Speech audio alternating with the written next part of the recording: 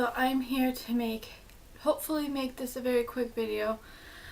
But I'm going to be doing my labor and delivery story, and I don't have any footage of me in labor or anything like that, because when I went into the hospital I was expecting to just be sent home right away, and that was it. So I didn't even have my camera.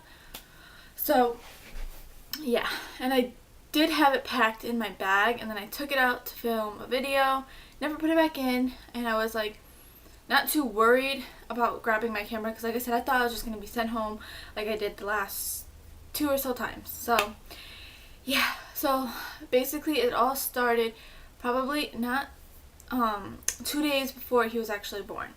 And that Saturday I was planning on filming a day in the life, and that never happened because I was just miserable. I was, my stomach was cramping, my back hurt, and I was just like, I am too tired to deal with this. So I just did all my schoolwork that I had, just in case I did go into labor. That way it was out of the way and I didn't have to deal with it anymore. But yeah, and I was just really tired and everything, so I went to bed really early that night, and that's not like me to go to bed really early. Isabella was still awake and my mom was with her, and I never ever do that. I always make sure Isabella's asleep, and I kind of just fell asleep. But yeah, and so then I woke up the next morning and I felt a lot better. I was like, okay, maybe it was just an off day. I wasn't feeling well. And so we went and we grabbed a couple last minute things for him, and we just did some shopping, so it was a lot of walking around. And my back really hurt, and I was like, you know what, I told him, I was like, I just want to go home. I want to put my feet up because I'm in so much pain right now. And so we did that, and I was sitting on the couch, and it's going to be a little TMI for some people, but I'm sorry, it's what happened. I was sitting on the couch, and I was like, oh, my stomach really hurts, and I thought, okay, maybe I have to go to the bathroom, that's my problem. So I went upstairs, and I couldn't go, and I was like, okay, so whatever. And then my back started hurting again, and my back pain was coming every 5 minutes. So I called my doctor after a while because I was I could not stand it, and I was so nauseous, and it was horrible. And so she was like, just come in, get checked out and everything. So I called my aunt to come get Isabella, and so we waited. That took maybe 20 minutes for her to get to my house and actually get everything in her car. And yeah, so we head over to the hospital. It's probably about 5 or 6 by now, and usually my doctor doesn't come in until they say that you're in labor, but I guess she was there delivering a baby already. And so she came in, she checked me, and I was only 2 centimeters, and I was still 90% effaced. So she's like, you know what? She's like, just walk, and then, see if that gets things going. Because I was having contractions here and there, but nothing strong or regular, and my water hadn't broken yet. So we're walking, and then finally, she comes in and she says, do you want to just get it over with, and we can induce you at 3 a.m. or so, and then, or see, we'll wait until 3 a.m. to see if I go into labor on my own from all the walking that I did and all of that. And I didn't go into labor. I was so upset. But she was like, you know what, we'll just induce you. And I, usually I know you're supposed to wait until your body and the baby is ready, but it was the perfect timing for him to just be born, because Isabella was somewhere where I knew she was safe and she was taken care of. So it was just the perfect timing, and I said, you know what, I just want to get this over with. I was so miserable, and he was definitely ready to come out. He just was a slow cooker. But yeah, and so they came in at 3 a.m. and induced me, and that did nothing. They would check me, and I was the same. I wasn't contracting. So I was like, what the heck? And then they would check me again, and they were like, oh, the last time they checked me I was 3 centimeters. They come back and they check me again, and I was only 2. And I was like, how do you go back a centimeter? So I was really frustrated. And then so probably about 6 or 7, my doctor came in. This is a different doctor. And he came in and he checked me, and I was 3. So I went back again. And then he said, you know what, I'm just going to break your water and see if that gets things going. I'm like, okay, that's fine. Just break my water then. So he breaks my water, and of course that was not very fun. It was a lot better with Isabella when my water broke because it didn't gush the way it did. And that really picked up my contractions. Like, they were coming so strong. And it was like, yeah, it was like 6 or 7 when he broke my water, or maybe 8. I can't remember. And I refused an epidural and pain meds. I just wanted to go all natural. So like they kept coming in and saying, do you want something for pain now? No, I'm like, no, I'm fine. Because the way I see it is, I know that the pain isn't going to last forever, and you just got to breathe through it. So I was just breathing through every contraction, and what made my contraction so much worse is that he moved with every contraction. So on top of my stomach going like this, I had him like turning. So, but yeah, and so when my contractions got really, really bad, and you feel like the urge to push, they kept coming in and checking me. And first, when he checked me, I was like 100% effaced, ready to go. I just had like a centimeter to go or something like that. And then when he checked me again, right as we were getting ready to push, I still had a little bit covering my cervix. So they had me like flipping on my side to try and get like it just to, I guess, go away. And so finally that is all done with, and we're getting ready to push, and he, I guess this was to come facing down, and he was actually facing up. So he was like staring at the ceiling. And I actually found this out after I gave birth to him, like when I was in recovery, that they actually had a team waiting outside to do an emergency C-section on me because he was not flipping. And like they were getting all these things ready so that they can just get him out as safe as possible. So they're like trying to turn him, and then mid-push he just flipped. And I was like, oh my god. Like I was like, that's why it hurt so bad.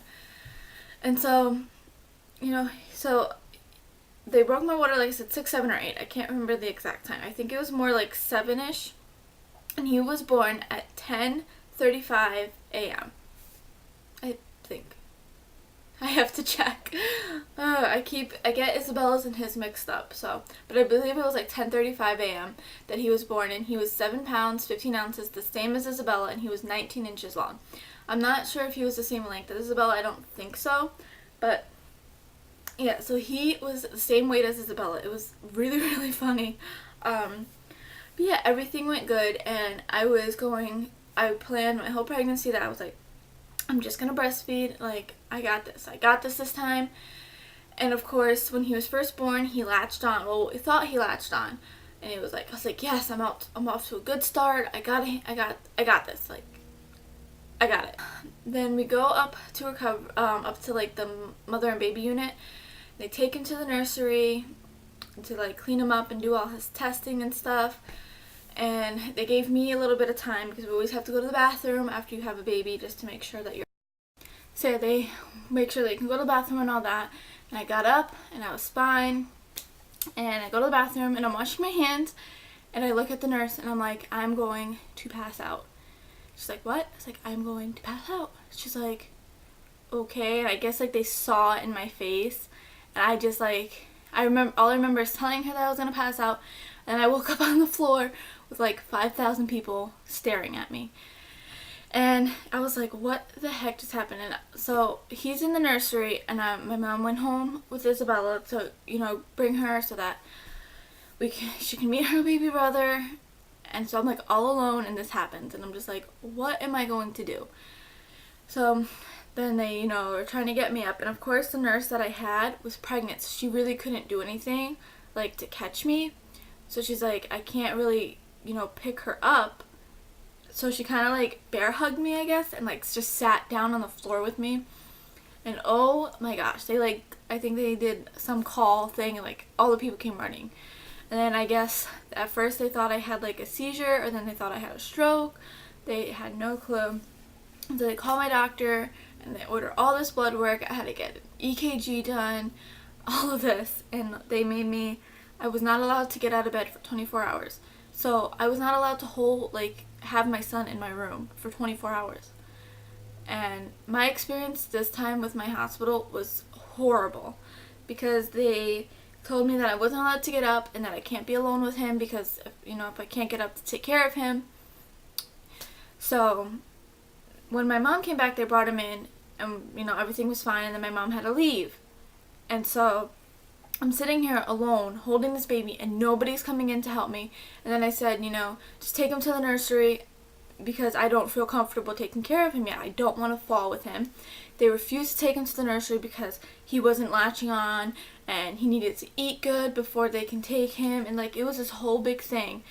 And he did not eat, and he went, like I said, he was born, he was 7 pounds, 10 ounces, 15 ounces, sorry.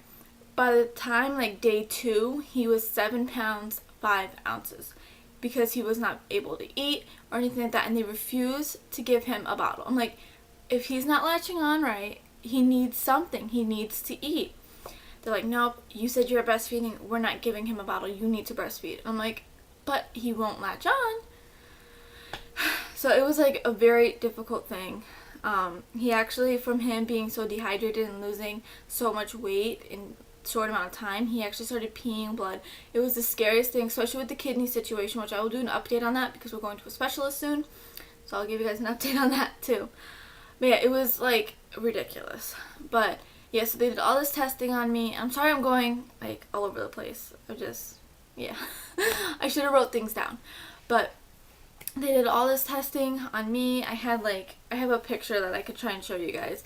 I have bandages all down my arm because they kept poking me to try and get blood results to see if something is off there. And then my doctor was trying to remember maybe I lost a lot more blood than he estimated I lost, but that was all, perfectly fine. So they were it was kind of a weird thing. It was, they said some word, I can't remember the name of it, but it was just some weird, mishap that I just passed out. So, yeah, and so breastfeeding, like I said, was a total fail because he is, he was tongue-tied, and it wasn't the normal tongue-tie that you could see when they cry and their tongue goes up. His was covered by a flap of skin. And so not only did he have a tongue tie, when he would go to eat, he would kind of stick his tongue to the roof of his mouth. So it was pulling back, his tongue tie was pulling his tongue back, and then he would stick his tongue up. So he had the worst time latching ever. And I was like, you got to be kidding me, this poor baby. And they refused to do his tongue tie reverse in the hospital, so we had to wait a week or more to go get his tongue tie reversed. So that my poor baby was not able to eat properly. So I was doing a lot of supplementing with formula and then trying to pump as much milk as possible because there was no way that he was latching on. So yeah, and then of course he has thrush, which I'll mention all this again in his update video in 2 weeks. So you might hear things twice in 2 videos, but yeah, so he got thrush from, I guess, getting his tongue snipped. It got a little infected, and then I ended up getting a double breast infection, the same thing I had with Isabella, and it was 10 times worse. So I was pumping so much that I was I just gave up, and we weren't breastfeeding anymore. But he's gaining weight. I don't know how much he weighs. They didn't weigh him last time we went, but yeah, he was gaining weight and everything, and he's healthy and all that, and he's on certain formula and all of this. But yeah, that was my crazy labor story. The article was all over the place, guys. I was trying to do 3 things at once. So yeah, it was a very, very fast delivery. Like I said, they broke my water at 8, 6, 7, or 8, and he was born at 10. I believe it was 7. Could be wrong, but that's when they broke my water, and he was born at 10. Same thing happened with Isabella. I went really, really quickly. And yeah, so, and the nurses, of course, she kept trying to, calm me. I wasn't, upset or anything. It was just, she was, kept, I guess, saying how good I was doing because I wasn't, screaming at the top of my lungs through contractions. She's like, you can make the Lamaze video and all this other stuff because, you just gotta breathe through it. That's the way I say it. I don't see the point in screaming in pain. And I thought I lost it because I, right as we were getting ready to push, I was like, I can't do it. I cannot do this. And my mom was like, yeah, you can. My doctor's like, yeah, you can. I was like, no, I can't do it. And then with them trying to like flip him and stuff, I was like, just get him out. And then of course my doctor was like, look, his head's right here, do you want to feel it? I'm like, no, just get him out. So, and I thought I lost it, but then after I had him, someone was like, I guess giving birth or about to give birth, and she was like screaming at the top of her lungs. I was like, I don't see the point in that. I was like, I did not lose it then. But yeah, that is all. If you guys have any other questions about anything that happened and that I just forgot to mention, just leave them down below and I'll definitely get to them. So yeah, thank you guys so much for watching. Don't forget to comment, rate, subscribe, follow me on Instagram and Tumblr, and like my Facebook page. And I'll see you guys in my next video. Bye!